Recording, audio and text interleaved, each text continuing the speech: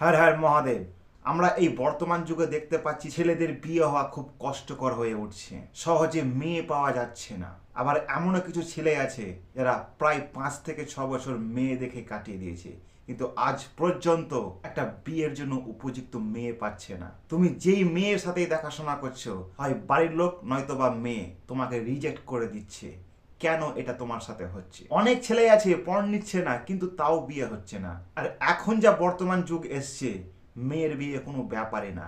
মেয়ের জন্য 10টা ছেলে লাইন দিয়ে আছে। জ্যোতিষতন্ত্রের মতে কিন্তু এর অনেক উপায় আছে এই জিনিস হওয়ার। তোমার পুরো বাড়িকে কেউ যদি তন্ত্রমন্ত্র দিয়ে কিছু করে রাখে, তবে কিন্তু তোমার বিয়ে হওয়া মুশকিল আছে। তোমার বাড়ির যদি দোষ কাটাতে চাও, তবে একটা জিনিস আমি তোমার বাড়িতে রাখতে বলবো। আর এই জিনিস তখনই তোমার বাড়িতে কাজে দেবে, তোমার বাড়িকে যদি কেউ খারাপ করে রাখে। জিনিসটা বলছি, ভালো করে শুনে নাও। যেই সব ফেরিঘাটে আজ পর্যন্ত কাঠের নৌকা চলাচল করে, সেই কাঠের নৌকোর একটা চাঁদি কাটা তোমাকে ব্যবস্থা করতে হবে। আমি ছবিতে দেখাচ্ছি, ভালো করে দেখে নাও।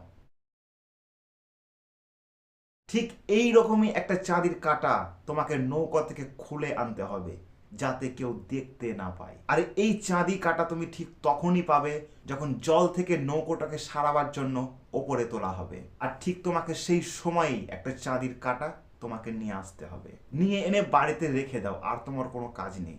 তোমার বাড়িতে কেউ যদি কোনো কিছু করে থাকে নেগেটিভিটি, সেটা ওই কাটাই দূর করে দেবে।